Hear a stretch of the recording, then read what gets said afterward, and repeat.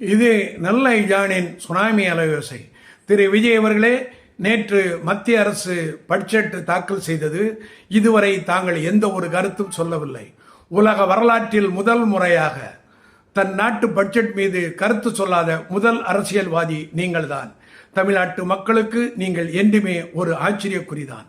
தமிழ்நாட்டிற்கு எந்தவித நிதியும் ஒதுக்காமல், நிலுவையில் உள்ள திட்டங்களுக்கு பணங்கள் எதுவும் தராமல், தமிழர் என்று கூறிக்கொள்ளும் நிர்மலா சீதாராமன் தமிழகத்தை முழுமையாக புறக்கணித்திருக்கிறார்.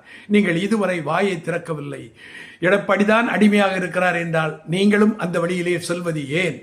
என்னை நடிகர் என்று சொல்கிறார்கள் என்று புலம்புகிறீர்களே, நீங்கள் நடிகர் தானே? நேற்று உங்கள் ஆண்டு விழாவில் ஏன் நடனமாடினீர்கள்? நீங்கள் நடிகர் தான். இப்போது வரை நீங்கள் அரசியல்வாதி கிடையாது. அரசியல்வாதியாக இருந்தால் பட்ஜெட் பற்றி கருத்து சொல்லுங்கள்.